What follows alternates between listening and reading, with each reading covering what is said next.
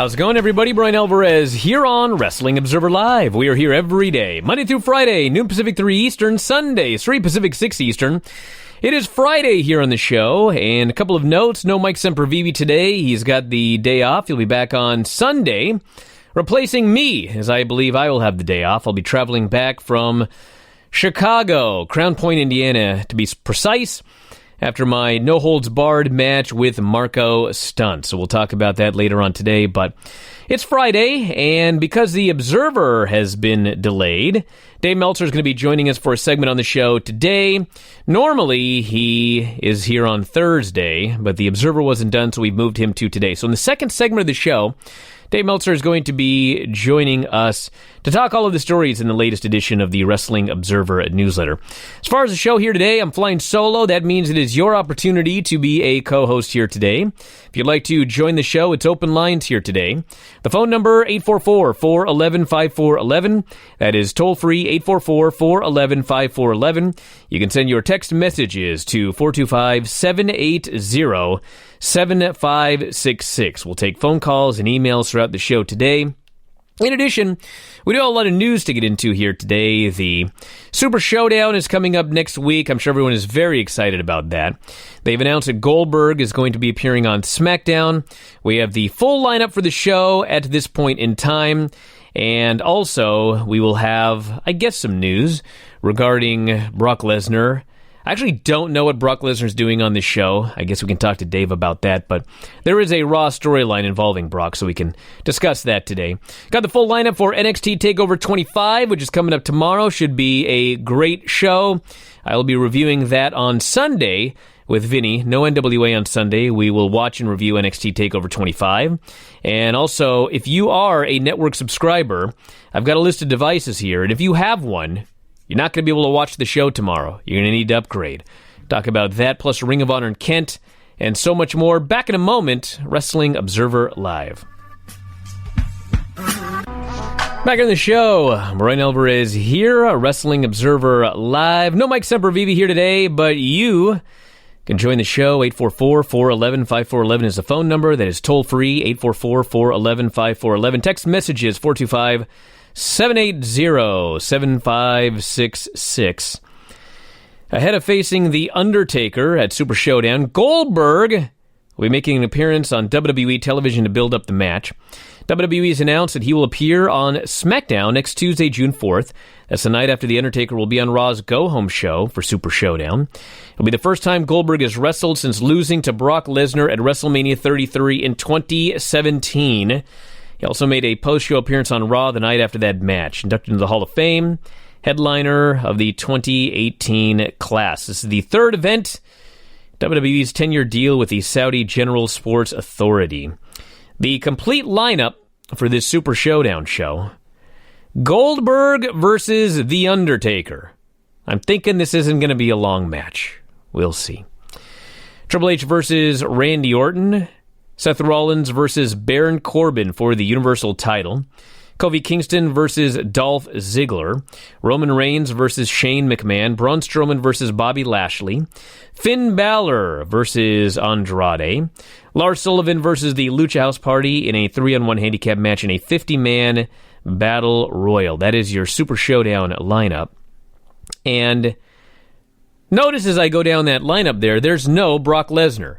And I'm not exactly sure what Brock is doing, but they're doing a storyline where Stephanie McMahon has condemned Paul Heyman and Brock Lesnar for teasing and then not revealing which champion Lesnar would challenge this past Monday on Raw, saying that they disrespected the WWE and the WWE Universe. She said she will officially take this up with the McMahon family and the, quote, executive team. So yes, the storyline is Brock Lesnar false advertised that he was going to reveal who he was going to cash in against, even though there has never been a rule that you have to reveal when and where you're cashing in the Money in the Bank title. So, because he didn't do it, he has been condemned by Stephanie McMahon and the WWE. And I presume on Monday, maybe they'll just command him to cash in on a certain date, and maybe that'll be Saudi Arabia. I don't know. Maybe they'll change the match to Seth Rollins versus Brock Lesnar, and Seth and Baron Corbin will take place in Tacoma at the next pay-per-view. Or maybe it's going to be Brock and Seth Rollins in Tacoma. I don't know what they're going to do. Or maybe they just won't do anything. They're just paying lip service here because obviously if you looked at the ratings for Raw, nobody believed that Brock Lesnar was going to cash in at the end of the show. They tried it once, it didn't work, and they tried it again, and it really didn't work. And now they're turning it into a storyline here. So that is the Brock Lesnar update. That's the update on the Super Showdown. And let's go to the phones. You're on the air. What is going on? Hey, Brian. This is Matthew in Louisville. I wanted to talk about the Super Showdown. The official start time listed on the WWE Network is 2 Eastern, 1 Central, which would be 9 o'clock local time in Jeddah. Now, last year's event started at 11 o'clock Central and 12 Eastern. So have they cut the show down, or are they only going to be airing part of the show on the network, or do you know what's actually going on there? I have no idea, and I don't know if I would read too much into the change start time. I mean, all I can tell you is after WrestleMania, when everybody was complaining about the length of WrestleMania, I mean, they did have discussions about what can we do about these shows. These shows are too long. I mean, if you listen to the latest investors call, I mean, that is one of the stats that they use to push to investors, which is the amount of time spent watching the WWE Network. And so I don't see them drastically cutting the time of the shows. I don't see them moving down to 3 hours. I mean, it's possible they're going to cut the time a little bit, but I mean, if you look at this lineup, I mean, Goldberg Undertaker is probably not going to be long. Triple H, Randy Orton, you're guaranteed like it's going to be 25 minutes bell to bell. I mean, the Seth Rollins, Baron Corbin match is probably going to be 12, 15. Same with Kofi and Dolph.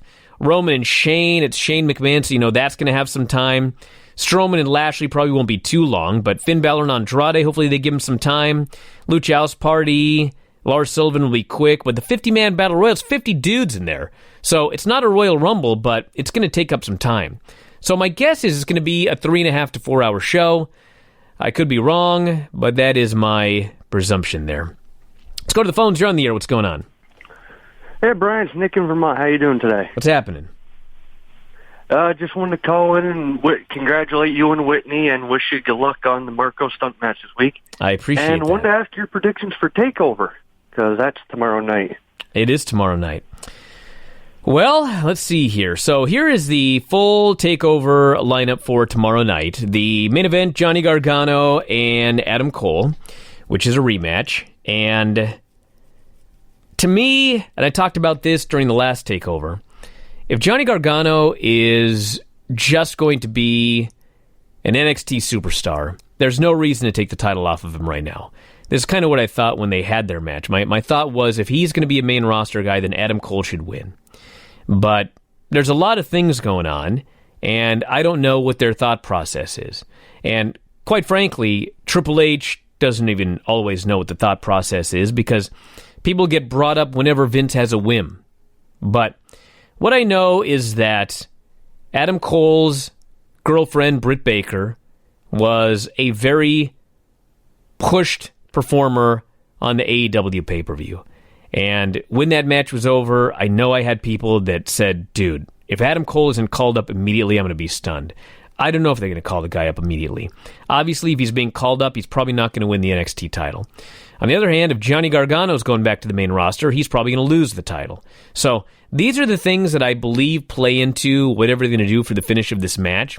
It seems early to take the belt off Johnny Gargano because he just won it after like a year-long chase. But there could be other circumstances here that require them to take the belt off of him. So if I had to guess, I suppose I'd presume Gargano's going to retain the title, but I don't know. Shayna Baszler, Io Shirai, I would switch the title. I'd put it on Io Shirai. I would call Shayna Baszler up. Again, I don't know what their plans are. I don't know what they're going to do. She's 38 years old. And if she's going to go up to the main roster, if they want somebody to basically replace Ronda Rousey as the shooter on the main roster, I mean, she's got to go up sooner than later. She can't just be down there in developmental forever unless she's going to be down there in developmental forever. So now I think is a time to call her up.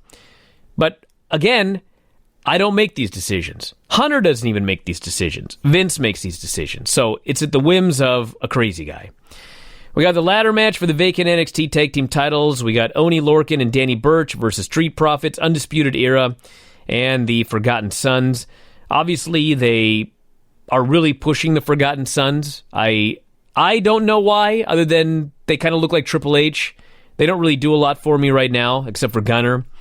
I feel that, like, if the Street Profits were going to win, I mean, why didn't they just win the titles when the War Machine was leaving? Obviously, people are very, very high on Montez Ford. Maybe they're looking at him for the main roster. I could see them putting them on Undisputed Era. I could see a deal where Adam Cole and Undisputed Era all leave with titles. I mean, they could always do that. Of course, they're building up the storyline with Adam Cole and Roderick Strong.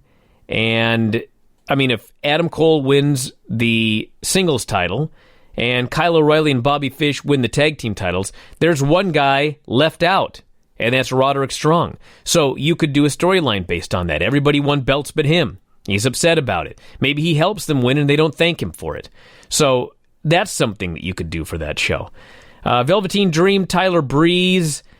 I mean, Tyler Breeze is now a full-time NXT star, so he could win the title. I don't think they're going to take it off Velveteen Dream. I wouldn't take it off Velveteen Dream right now. I mean, if you want Tyler Breeze to win, he can always win down the road. He's the babyface he can chase. I presume that Velveteen is going to win. And Matt Riddle versus Roderick Strong. I mean, a lot of this depends on the positioning of all of the matches. I mean, if you want to build up more with Adam Cole and Roderick Strong, I mean, you could easily have Undisputed Era accidentally cost him the match, and he still helps them win. And then, when he gets to thinking about it, he's really mad. So, a lot of ways you could go with this show. It should be awesome. We'll talk to Dave about it after the break. Wrestling Observer Live. Back on the show, Bryan Alvarez here, Wrestling Observer Live. Dave Meltzer joining us here on the show today, and we have a lot to talk about. The new issue of the Wrestling Observer newsletter is out, only one day late, despite Dave being gone all weekend. And Dave, what's happening?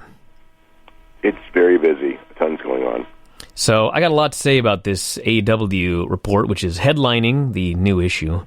Mm-hmm. 12 thumbs down. What? 12 thumbs down.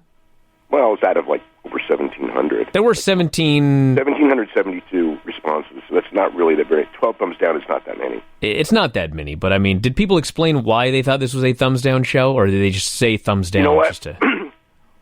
I'm sure some of them did. We've had... I think the situation is right now is for the most part, I mean, when you're talking about 97.5% thumbs up, which is pretty amazing, it's kind of a consensus, but there are going to be people who, have a different opinion, and then there's some people who are just loyal to WWE and aren't going to like it for whatever reason. We've seen that, but it's such a minuscule percentage that it's, I don't know. But yeah, I actually thought when the show was over that it would be one of those shows that got like 0 thumbs down. But and there are shows that do that, but this wasn't one of them. So this show did break the all-time record for feedback in the Observer, beating the previous record by like 500 responses. 300. Almost 400, actually. Yeah, so that's a lot of people in our audience very much into this show. Very much so. I mean, it was actually close to triple what we got for WrestleMania. Wow. So it's it's actually an amazing amount of feedback.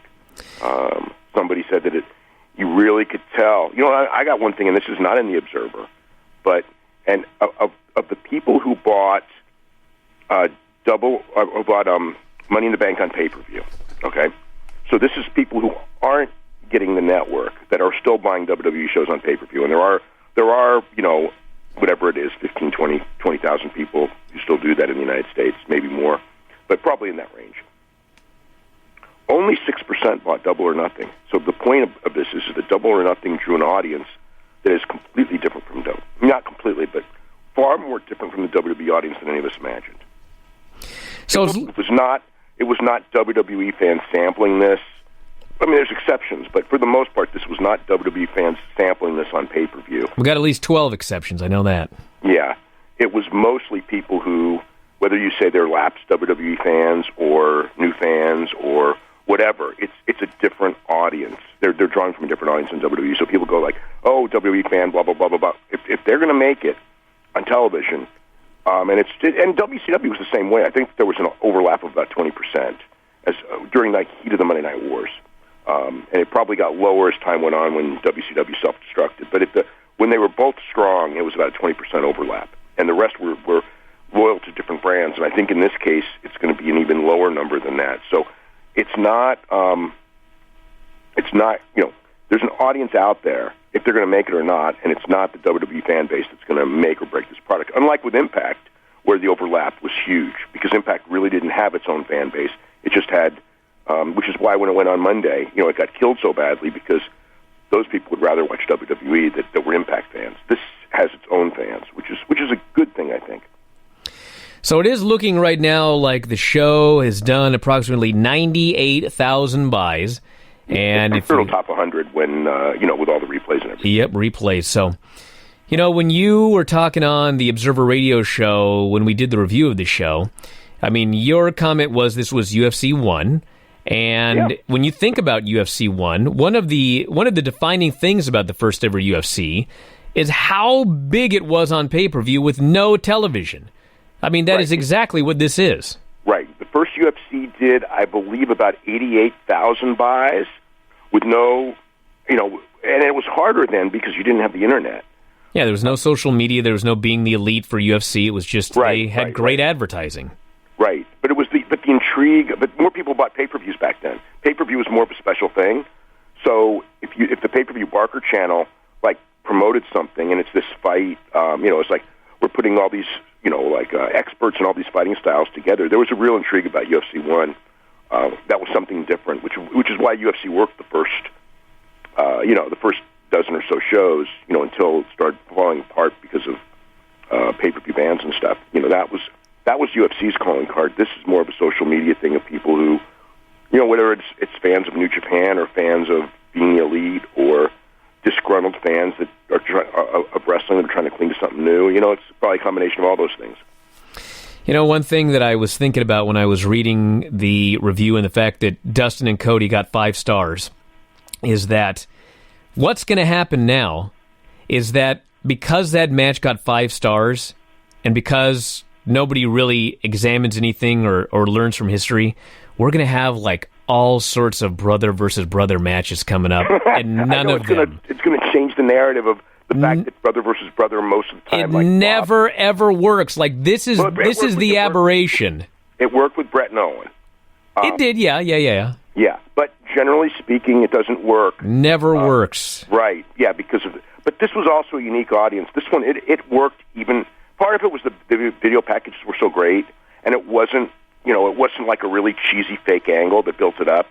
I mean, it was more, I don't want to say believable, but the one thing from being in that crowd that was really noticeable, whether it was the reaction of Brandon Cutler or the librarian stuff, is that the people in that building really know the storylines that they put out in there, and they really knew, Cody and Dustin was over gigantically before they ever locked up. They were saying, this is awesome before the lockup.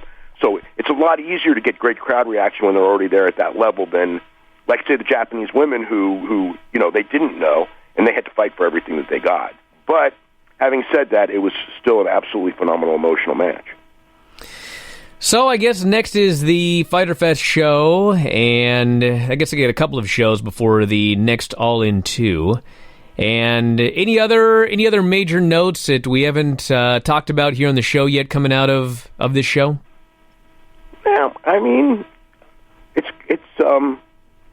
I think that the next real test is going to be June 14th when the Chicago tickets go on sale. If they sell out immediately or almost sell out, I mean, obviously they'll have a big run. I don't think there's no way they won't have a big run of tickets, but how big and how quick will be interesting because, in theory, the idea of first-time, second-time luck based on hype and, you know what I mean?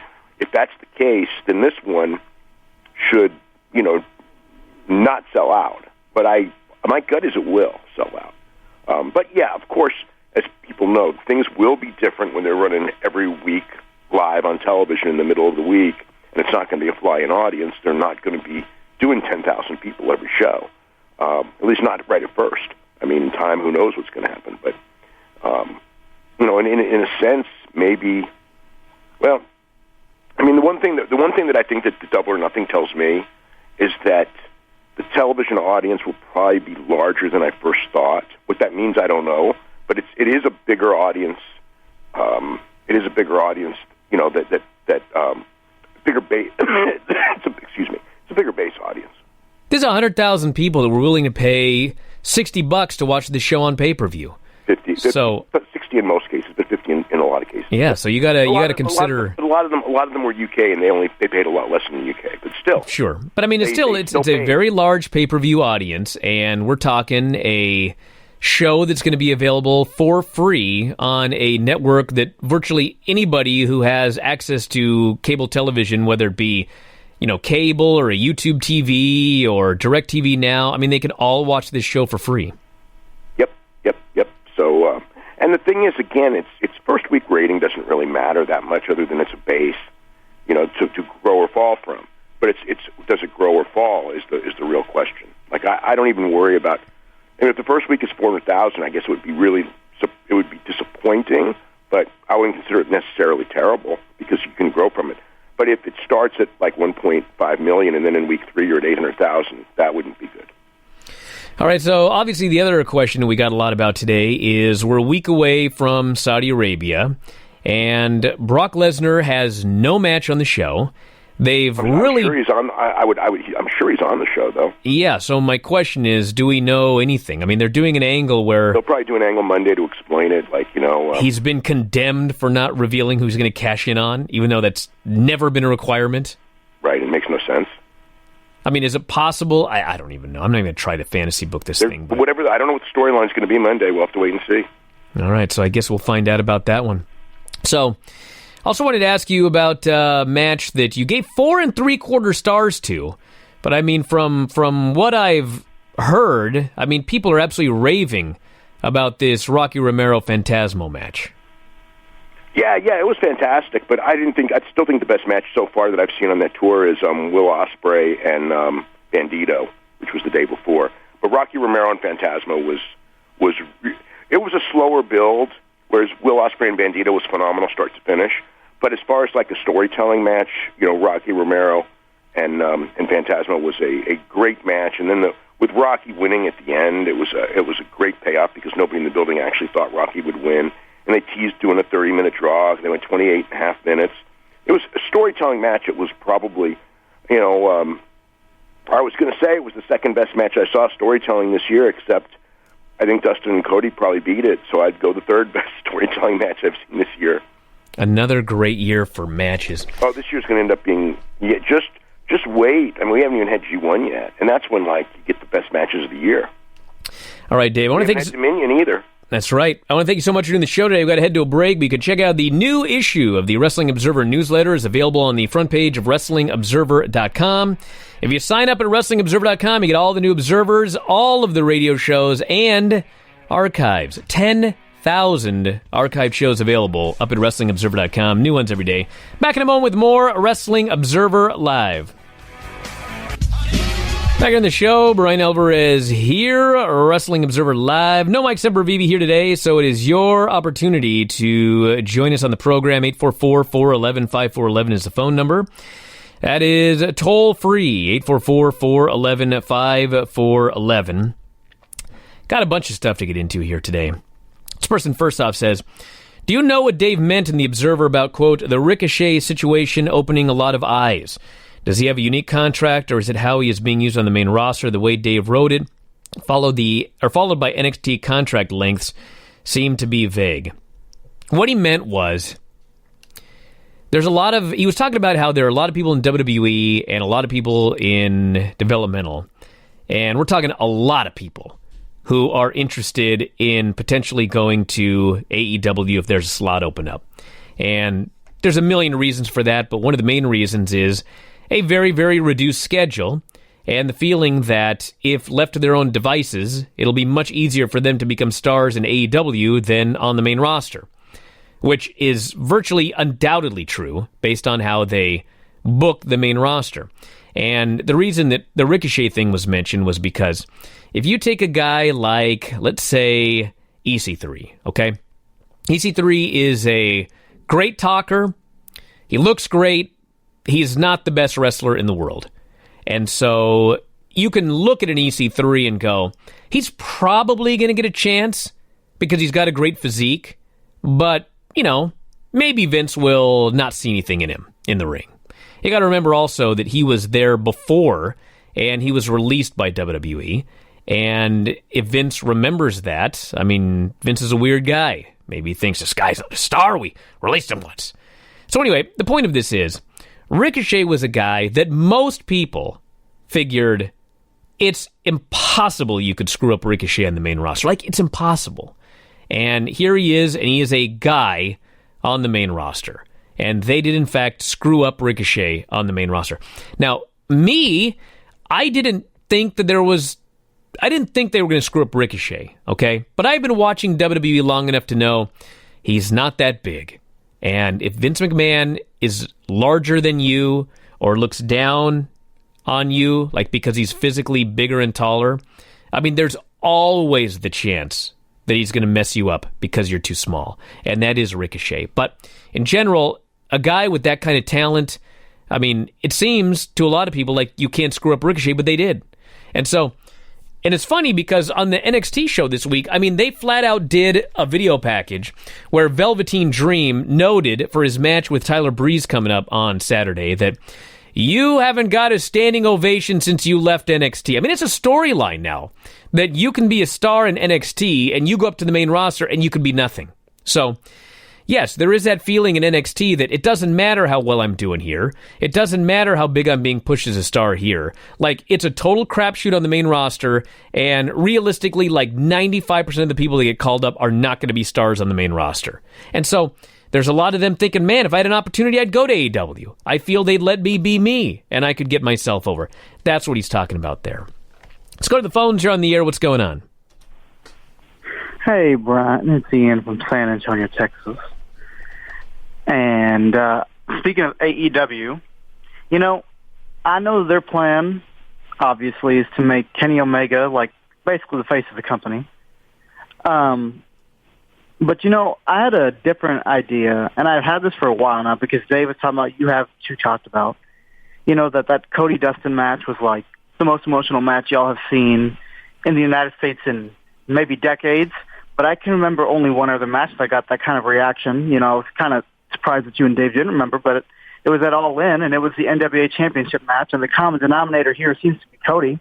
And I think, just me personally, that honestly, like, Kenny Omega is a better, in-ring wrestler than Cody Rhodes. But to me, and for whatever reason, every time I see Cody Rhodes, and it didn't used to be this way, but he comes off to me as a guy who could be a bigger star than Kenny Omega, and I think that maybe he should get a chance of being face of the company because he has, he is a face of the company. He is one of the faces of the company. I'm sorry. And he's one of the faces, but Omega's their main guy. And he has a way to draw emotion out of a crowd that I haven't seen in a wrestler in very, very long time. Well, he's left to his own devices now, which plays into exactly what I was talking about with people in WWE thinking about maybe going to AEW because there's a better chance to be themselves. He was never allowed to be himself in WWE. And yes, the Nick Aldis match was incredible. I think that one was such a big deal because nobody expected it to be as good as it was, but it was not as emotional as the Cody and Dustin match at Double or Nothing. It just wasn't. People were blown away, but they weren't crying, at least in huge numbers, for that match, as opposed to this match on Saturday night where people were, in fact, crying. And hey, if you want a match where people are going to be crying, it is tomorrow night. This person says, I'll bet $20 that Marco makes you look like a geek tomorrow, and if I lose, I'll donate the money to Whale Scout. I'll take that bet. I will take that bet. Marco is not going to make me look like a geek tomorrow. If anything, I'm going to make Marco look like a geek in front of his family. He tweeted a video last night. I retweeted it on my Twitter at Bryan Alvarez. The whole point of the video is that he's not scared. Literally, it's like a 3-minute video where Marco over and over tries to convince himself that he's not scared.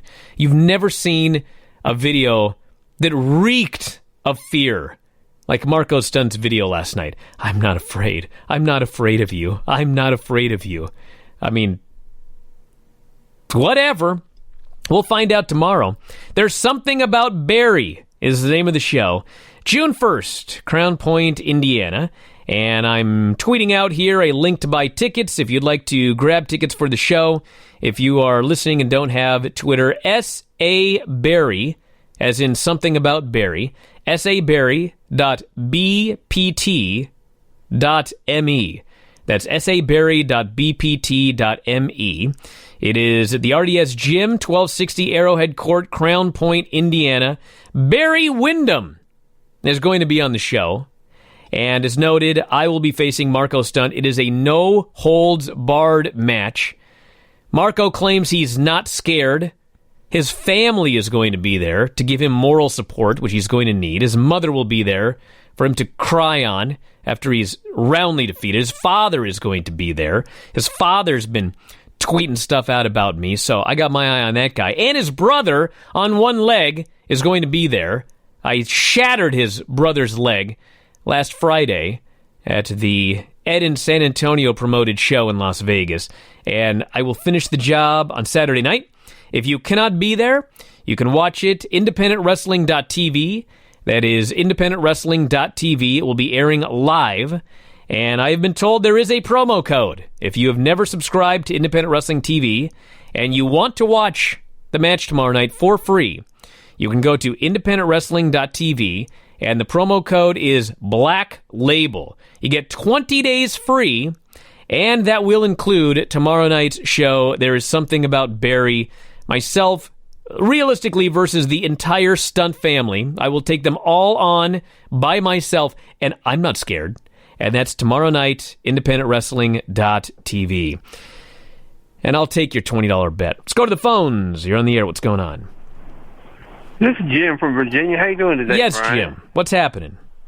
I was just wondering, after seeing Aja Kong wrestle in person, how impressed were you of her? This is awesome. I swear to God, if I had to face Aja Kong, I would be scared. But I am not scared to face Marco Stunt. Now, how scared would you be to face Alley Cat? Less scared than Aja Kong. If you watch that show, what Aja Kong did to all those poor girls, nothing. Just nothing compared to what we did to Marco. And his brother. And then she could bring, what if she brought one of those cans into the ring and hit you with it? Oh, yeah, it's no holds barred tomorrow. There's going to be cans. There's going to be cans, sticks, doors. It's hardcore, baby. Hardcore. Hardcore, all right. I hear you. One other thing. Yes. Who is Velvet Sky managing in ROH? Who's she managing? I think they're just part of the Beautiful People. What was that? I think they're just part of the new Beautiful People.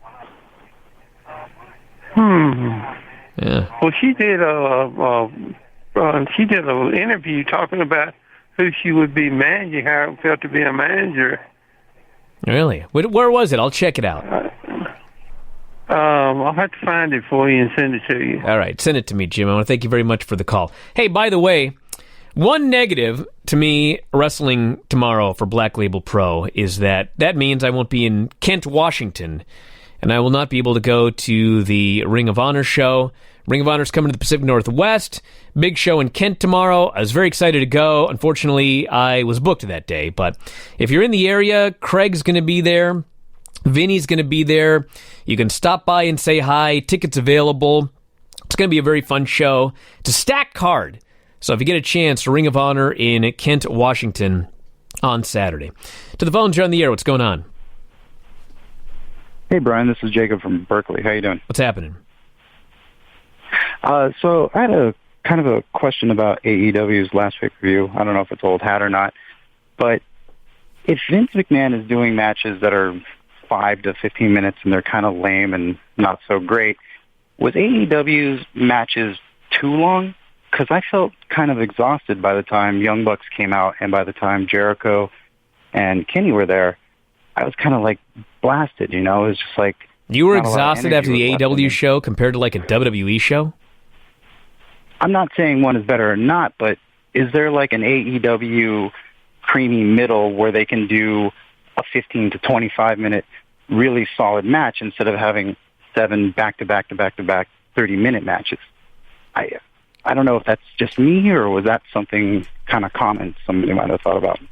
You're the only person I've ever heard say that. Not to say that nobody else would say that, because I'm sure that people were, but, I mean, first off, the matches weren't all that long.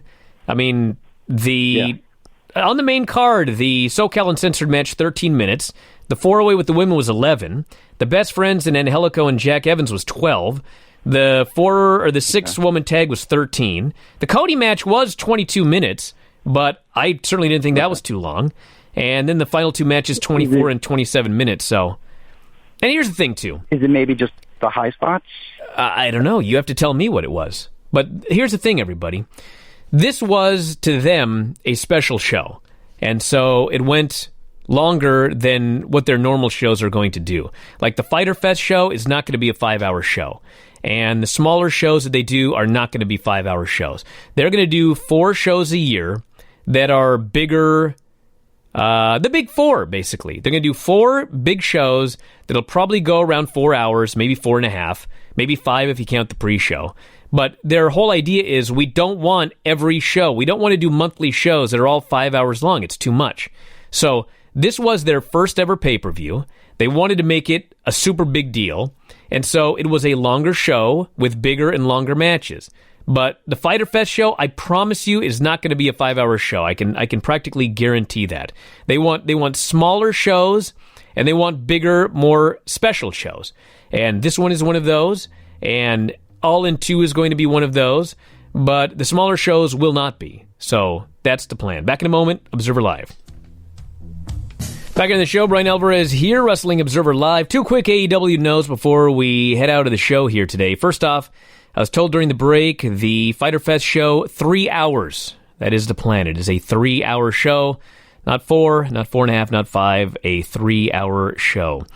Also this from WrestlingObserver.com. Conrad Thompson, who produced the StarCast convention, indicated that he didn't know Chris Jericho would not be appearing at StarCast until May 24th, 2 days before the segment was scheduled to take place. Thompson noted he got a text message from Jericho on the Friday afternoon before his announced Sunday afternoon appearance that stated that he can't come due to family plans. Jericho had previously said he had given the word 1 month ago that he wasn't doing the show itself due to finding out his segment would be airing on iPay-per-view through Fight.tv. Jericho said he told Thompson he wasn't doing the show itself 1 month ago due to the Fight TV deal, but they agreed he would show up before the crowd, and he would do a rant in character on the fans, and he would say he isn't doing a Talk Is Jericho show because he didn't get a thank you. But he said he found out he had family plans for Sunday that he couldn't change, and sent in a video saying basically the same thing. It is not Conrad's fault I didn't make an appearance, Jericho said. That is all on me, but the live Talk Is Jericho was never happening. When the Talk Is Jericho show was scheduled to start, fans were in attendance, and they were told that Jericho wasn't there, and a cardboard cutout of Jericho was brought out. So that's the update on Jericho and StarCast. That's it for today, everybody. I want to thank you so much for listening. Don't forget, Saturday night, Black Label Pro, Crown Point, Indiana. All the information on my Twitter, at Bryan Alvarez. If you can be there live, I beg you to be there live. You will not forget this match. And if you can't be there, independentwrestling.tv, use the promo code BLACKLABEL to get 20 days free, including tomorrow night's show. All sorts of great stuff up there as well. Lots of matches with Filthy Tom Lawler, my broadcast partner and good friend and champion of the world. And I'll talk to you again next time. Wrestling Observer Live.